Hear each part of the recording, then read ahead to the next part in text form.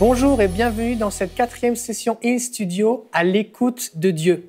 Notre but dans les 3 premières sessions a été de partager comment on peut reconnaître et entendre la voix de Dieu, comment on peut distinguer sa voix de nos pensées à l'intérieur de nous, puisque le Saint-Esprit nous parle au travers de nos pensées.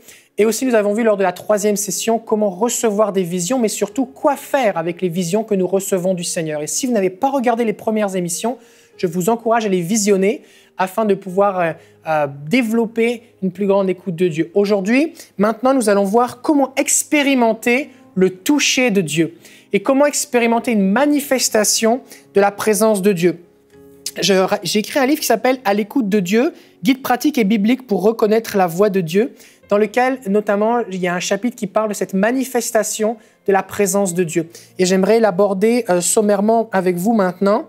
Et c'est important que vous compreniez que, alors que je vais enseigner, ça se peut que vous ressentiez physiquement ou émotionnellement Dieu vous toucher pendant que vous regardez cette vidéo. C'est quelque chose qui arrive très fréquemment sur le site de l'école de ministère surnaturel francophone. Régulièrement, des gens me disent « mais j'ai écouté la vidéo, j'avais des frissons partout ». Des fois, il y a même des gens qui tombent dans l'esprit dans leur salon en écoutant les vidéos. Le Seigneur est vraiment vivant et il va venir vous toucher. Donc, mon but ici, c'est que vous puissiez comprendre et les bases bibliques, parce que je vous rappelle que la Bible est comme ce trampoline sur lequel nous voulons sauter, nous enfoncer et rebondir, mais on veut rebondir dessus. Donc, on va voir un peu bibliquement ce que la Bible dit là-dessus. Et on va commencer avec un texte, Luc 24, verset 32. Et ce texte, en fait, pour donner un petit peu le contexte, c'est que c'est les disciples qui vont à Emmaüs suite à la résurrection de Jésus. Ils ne savent pas vraiment que Jésus est ressuscité. Et en fait, ils ont entendu les femmes leur dire que Jésus était ressuscité, mais ils ne les croient pas trop parce que c'est des femmes.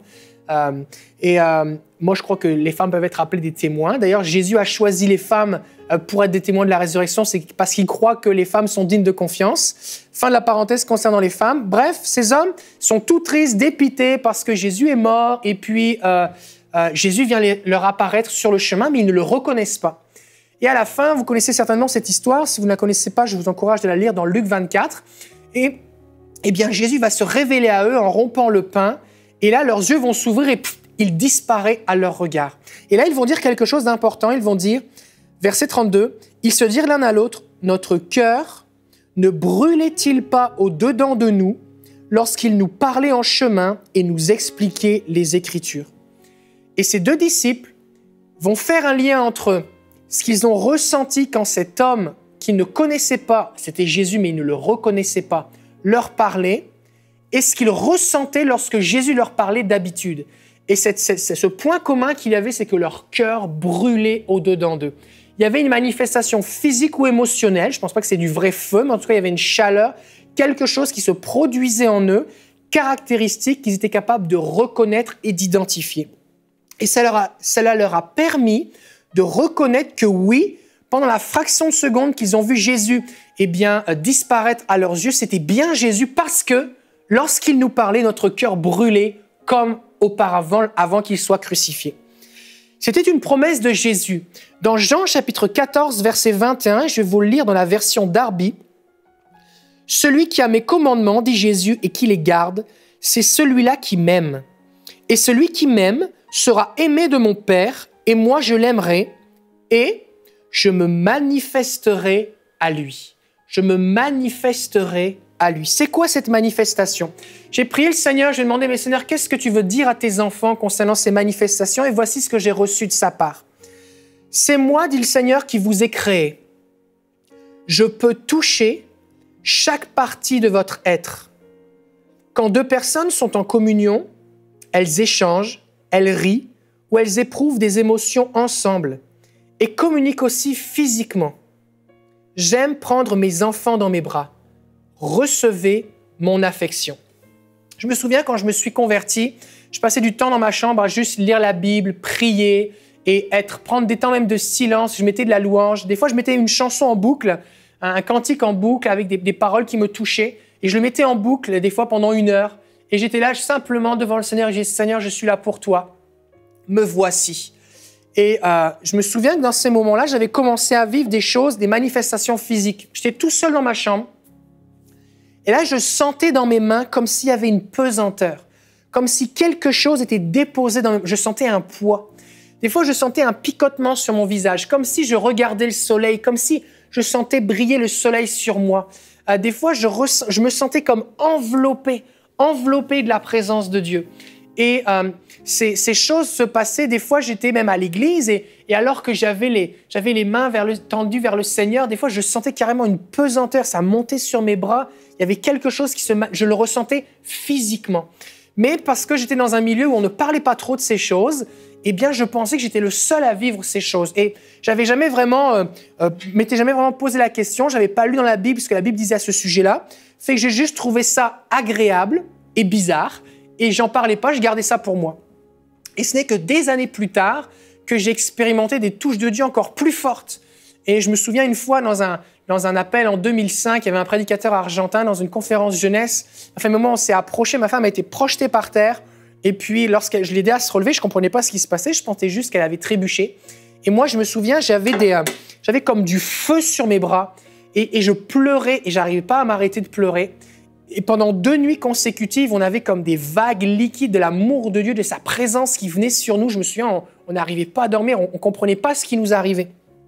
Et aussi, ça m'est arrivé à plusieurs reprises de sentir différents types de manifestations, comme une chaleur sur mon front. Un moment, en lisant une prière dans un livre de Randy Clark, j'ai eu c'était une impression, mais c'est comme si Dieu mettait sa main dans mon front et rentrait sa main dans mon cerveau et réorganisait des choses. J'avais la tête qui reculait, et c'était à la limite de la douleur. C'était pas douloureux au sens que ça faisait mal, mais c'était vraiment inconfortable. Et pendant 2 jours d'affilée, ça m'est arrivé. Je sentais que Dieu réorganisait des choses dans mes pensées et dans mon cerveau. Des fois, je ressens comme une chaleur dans mes mains quand je dois guérir les malades. Je ressens la présence de Dieu de différentes façons. Et qu'on a besoin de comprendre, c'est que Dieu ne nous demande pas la permission pour nous toucher. Moi, j'ai des enfants. Et si j'ai envie de les prendre dans mes bras, je leur envoie pas un courrier à recommander, et je les prends dans mes bras. Si j'ai envie de prendre ma petite fille puis de la lancer en l'air et de la rattraper, je lui demande pas son autorisation. Maintenant, elle grandit, des fois elle dit non, mais je l'attrape, je lui fais des chatouilles, je l'embrasse, je la retourne, j'embrasse son ventre, je lui fais des chatouilles dans le cou et je manifeste en tant que père, je manifeste mon affection à mes enfants. Des fois, j'ai ma grande qui est en train de faire ses devoirs, je peux passer derrière elle, faire un bisou dans ses cheveux, passer ma main sur son épaule ou ma femme. Et Dieu ne nous demande pas notre autorisation pour nous toucher. Maintenant, comme il ne donne pas le mode d'emploi et que c'est Dieu et que nous ne sommes que des êtres humains, il se peut qu'on soit un peu bouleversé ou effrayé par la façon dont il nous touche. J'ai parlé récemment avec une personne qui s'appelle Aïcha et elle m'a dit qu'elle a soupiré après plus de Dieu. Elle criait à Dieu, « Seigneur, touche-moi, j'ai soif de plus, j'ai soif de plus. » Et un jour, Dieu est venu la toucher. Mais c'était tellement fort, elle tremblait, elle sentait une chaleur, l'électricité dans son corps. Elle s'est dit, mais qu'est-ce qui m'arrive? Est-ce que je suis possédée?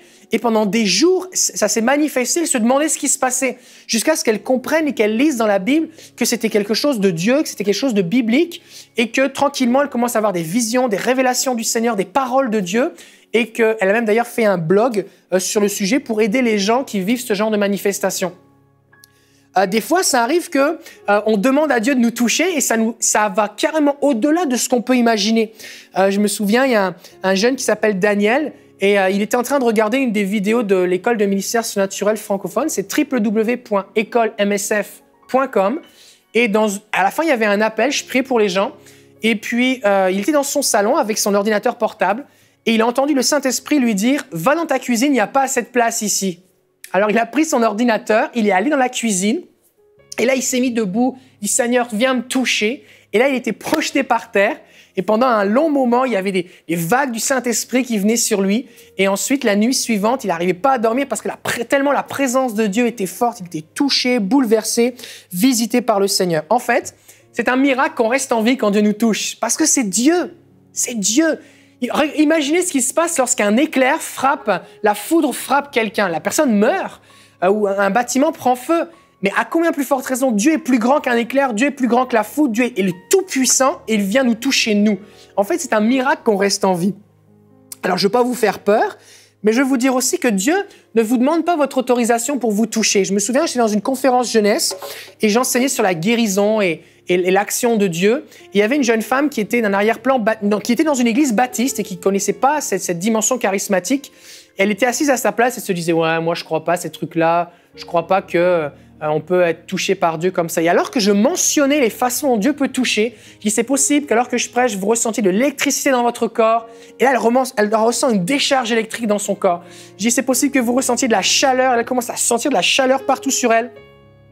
Et elle avait un problème au niveau des cervicales qui faisait que lorsqu'elle tournait la tête, eh bien, il y avait des nerfs qui se bloquaient et elle ne voyait plus. Ça coupait sa vue et après, ça revenait au bout d'un certain temps.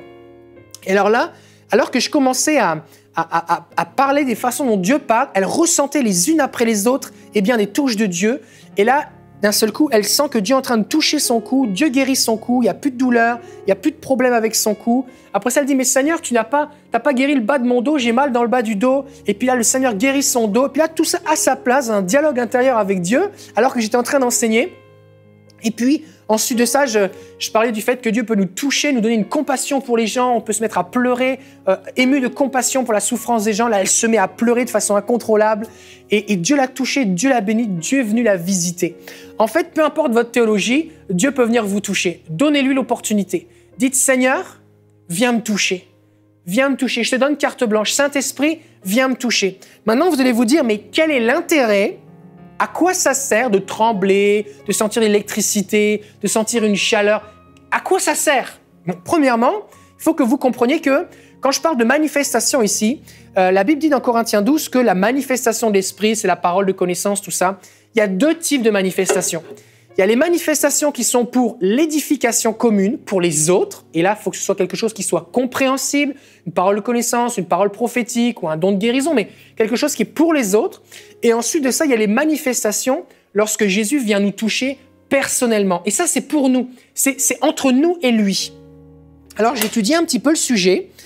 Et quand Jésus va dire et on l'a lu tout à l'heure, celui qui m'aime, je me manifesterai à lui, dans Jean 14, 21.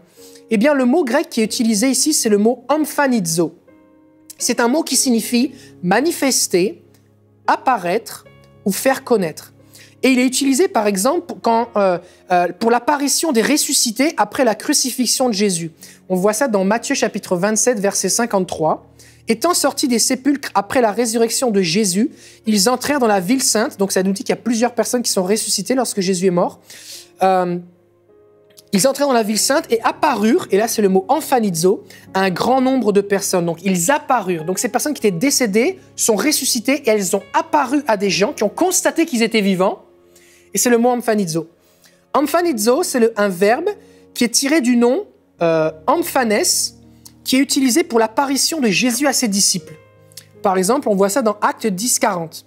Dieu l'a ressuscité le 3e jour et il a permis qu'il apparaisse, emphanes, non à tout le peuple, mais aux témoins choisis d'avance par Dieu, à qui nous avons mangé et bu, à nous qui avons mangé et bu avec lui, après qu'il fut ressuscité des morts. Donc, Jésus s'est manifesté ou est apparu une fois qu'il est ressuscité. Mais donc, on peut dire que, aussi, le but d'une manifestation emphanizo, quand Jésus dit « je viens, je me manifesterai à vous », eh bien, c'est de convaincre, écoutez bien, c'est de convaincre celui qui vit la manifestation que Dieu est en train de le toucher. Par exemple, si vous recevez une parole de Dieu, quelqu'un prophétise et dit « voici le Seigneur t'appelle à faire telle chose, voici ce que Dieu déclare sur ta vie ». Vous pouvez dire « oh, c'est bien » et le juger intellectuellement. Mais si vous sentez que votre cœur brûle, si vous vous mettez à trembler sous la puissance de Dieu, si Dieu vous touche en même temps que la parole est relâchée, cette manifestation vous sert à vous pour vous convaincre que c'est bien Dieu qui est en train de vous parler. Parce que ce n'est pas une parole humaine, c'est une parole de Dieu.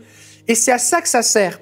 Et d'ailleurs, ce verbe emphanizo, il est aussi utilisé et traduit par comparaître devant un tribunal. Et ça, c'est un exercice quand on comparaît devant un tribunal. Le but, c'est quoi? C'est de convaincre le juge de son innocence ou le jury. Et on voit ça dans Actes des Apôtres 24, verset 1er.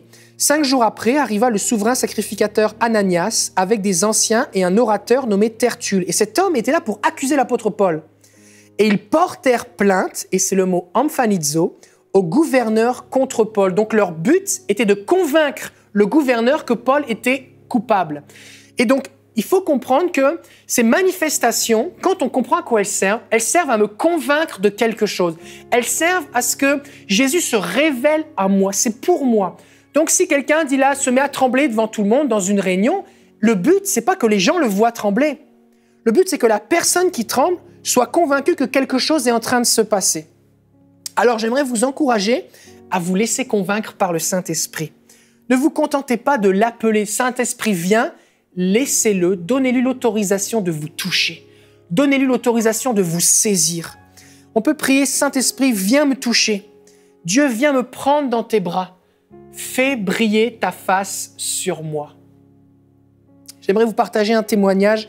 Il y avait ce jeune qui voulait être baptisé dans le Saint-Esprit. Il était là dans un appel, je le connais personnellement. Il était dans ma jeunesse, il y a quelques années. Et puis alors que le pasteur priait pour plusieurs personnes, plusieurs de ses amis, en fait, les jeunes, les uns après les autres, étaient baptisés dans le Saint-Esprit. Mais avant de parler en langue, ils se mettaient à pleurer. Et il parlait en langue en pleurant et il continuait de pleurer. Et alors que le pasteur s'approchait pour prier pour lui, il a senti les larmes monter et sentait qu'il se mettait à pleurer. Mais comme il ne voulait pas pleurer devant les gens, il a dit « Saint-Esprit, arrête !» et il est parti.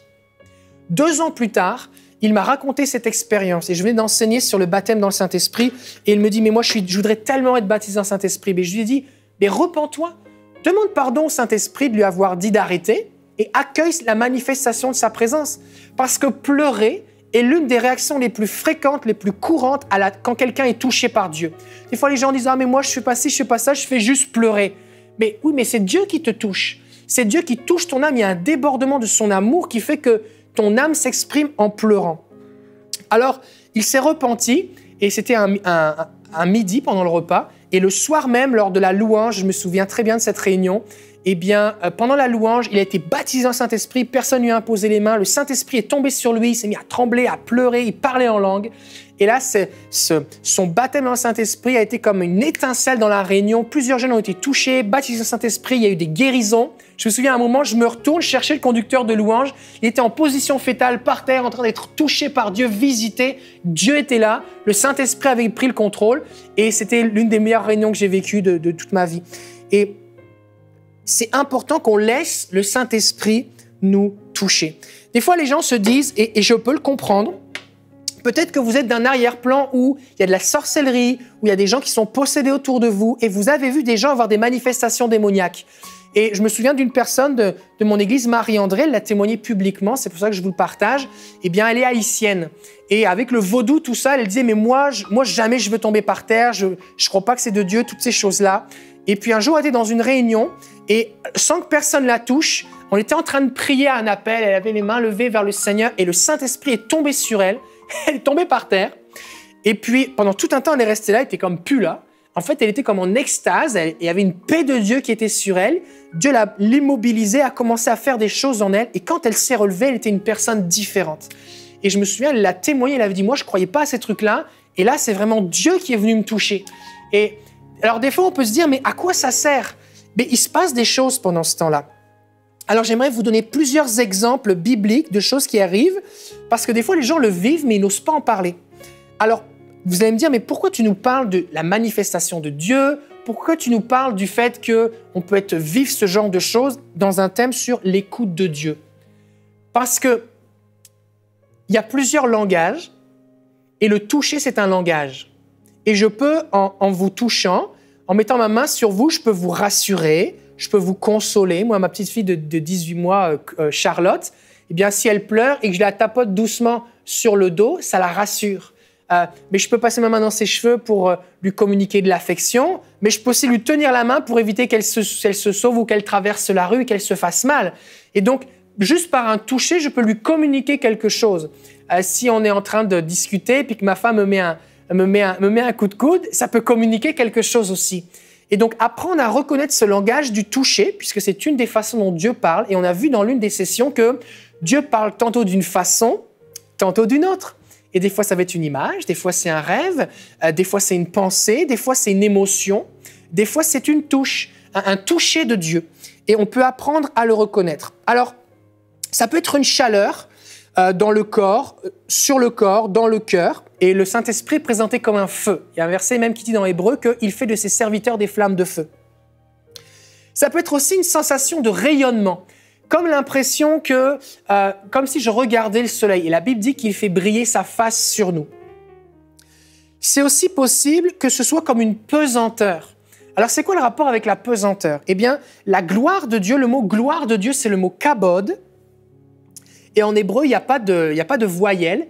Et le mot kabed, donc quand on change juste une voyelle, mais en fait en hébreu c'est les mêmes consonnes, eh bien ça veut dire pesanteur. Donc kabod, kabed, pesanteur, gloire de Dieu. Il y a une base biblique à cela. Des fois ça peut être comme de l'électricité. Et quand Jésus va annoncer aux disciples la venue du Saint-Esprit, il va leur dire « vous recevrez une puissance ». Et c'est le mot dunamis. Et le mot dunamis, ou dunamis, suivant notre accent grec, eh bien c'est ce qui a donné le mot dynamo. Et une dynamo, c'est ce qui produit de l'électricité sur votre vélo ou même dans une centrale nucléaire. C'est ce qui produit l'électricité. Et donc, on peut ressentir de l'électricité, la puissance du Saint-Esprit. Ça peut être aussi un souffle. Ça m'est arrivé à un moment de prier pour quelqu'un et la personne dit « mais est-ce que tu as soufflé sur moi ?» Je dis « ben non ». Et la personne ressentait comme un souffle, comme un vent frais qui venait sur elle. Et ce n'était pas l'air climatisé. Et le Saint-Esprit est présenté comme un vent. C'est même le souffle de Dieu. C'est comme ça que le traduit d'ailleurs la version Nouvelle Bible Second. Des fois, les gens ressentent des frissons. Des fois, les gens ressentent des tremblements sous l'action de Dieu. Ça, c'est des manifestations physiques. Mais il existe aussi des manifestations émotionnelles, comme par exemple les larmes, qui est là, comme je l'ai dit tout à l'heure, la réaction la plus fréquente à la présence de Dieu. Mais aussi la joie, qui peut se manifester par un rire incontrôlable, une joie débordante. Il y a un psaume qui dit « Nous ne cessions de rire lorsque le Seigneur nous a touchés ». D'ailleurs, le jour de la Pentecôte, les disciples avaient l'air ivres tellement ils étaient remplis du Saint-Esprit. Ça m'est arrivé de prier pour des gens, la personne est assise à sa chaise, elle dit « Oh là, je ne vais plus savoir me lever, je me sens comme ivre ». Dieu était en train de la toucher. Des fois, on peut ressentir une paix si intense qu'on est comme anesthésié. Et d'ailleurs, c'est des fois ce qui se passe quand les gens tombent dans l'esprit, c'est qu'il y a une paix qui vient sur eux. Et si c'est quelque chose qui vous arrive, je vous encourage à ne pas bouger et laisser le Seigneur faire son œuvre en vous. Des fois, il va venir guérir des choses, libérer des choses, communiquer des révélations. Fait que ce qui est important, c'est pas de tomber. Ce qui est important, c'est d'être rencontré par Dieu. Si Dieu vous touche, laissez-le vous parler. Dites-lui, Seigneur, fais tout ce que tu as à faire en moi. Je veux vivre tout ce que tu as pour moi. Qu'est-ce que tu veux me dire? Parle-moi et attendez dans sa présence. C'est possible de ressentir une force intérieure, comme un courage, une audace de Dieu. C'est possible de ressentir un réconfort, une consolation. La Bible dit qu'il change mon deuil en allégresse, ou même une compassion, les entrailles de compassion. Et en fait, c'est important pourquoi j'en parle aussi aujourd'hui, c'est parce que si vous apprenez à reconnaître la façon dont Dieu vous touche, vous personnellement, vous allez être capable de reconnaître sa présence ou sa touche lorsqu'il va attirer votre attention dans un moment qui n'est pas un moment de prière.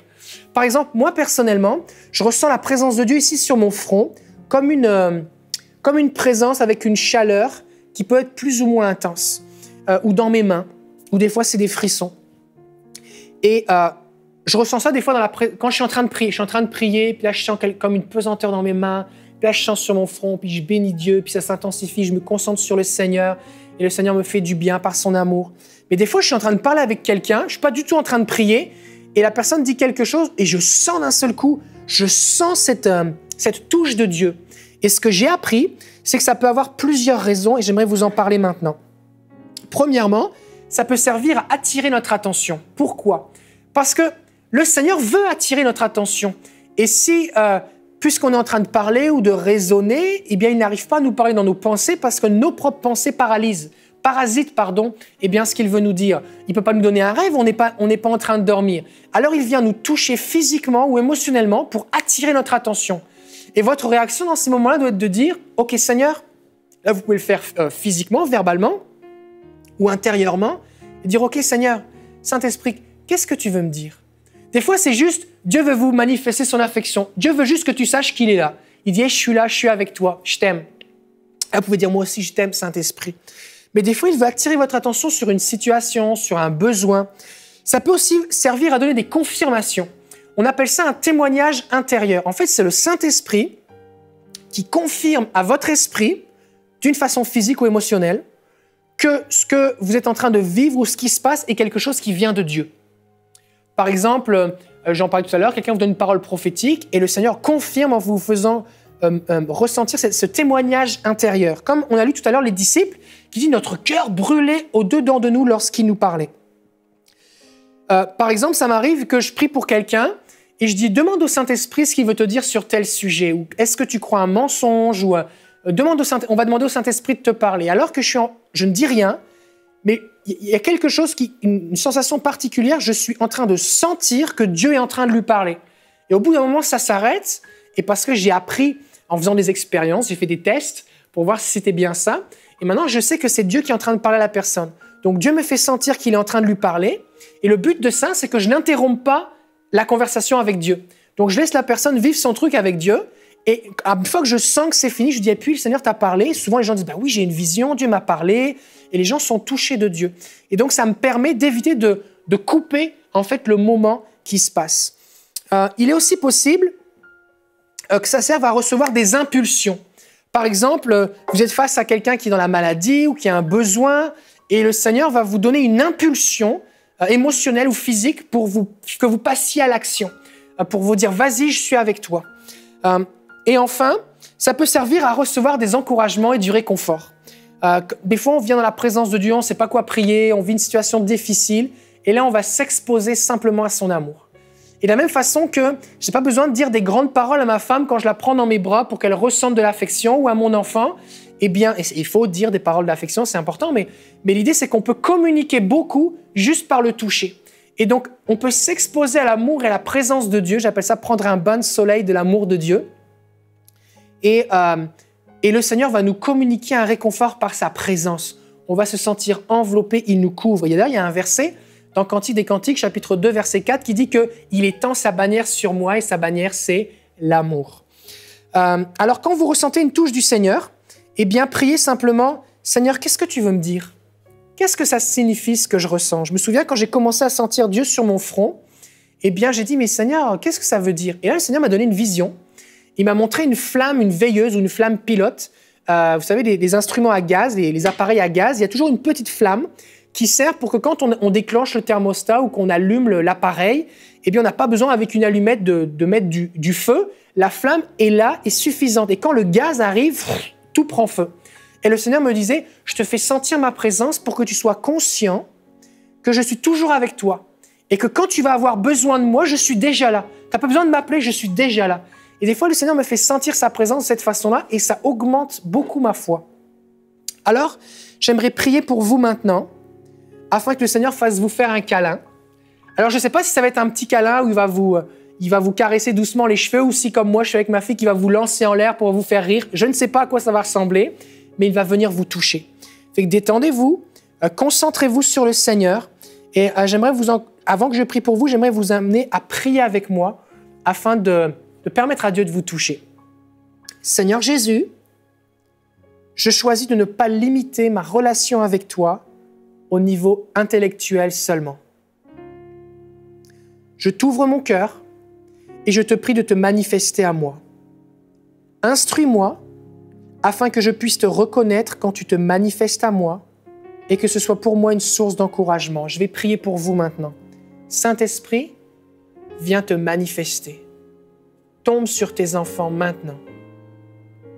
Que ta gloire descende. J'appelle ton feu, ton vent, ta puissance à se manifester. Je les bénis maintenant. Au nom de Jésus. Amen. Restez quelques minutes en silence et laissez Dieu vous toucher. On se voit bientôt. Cette émission a pu être réalisée grâce au précieux soutien des partenaires d'Enseignement Canal International. Retrouvez tous nos programmes sur emcitv.com.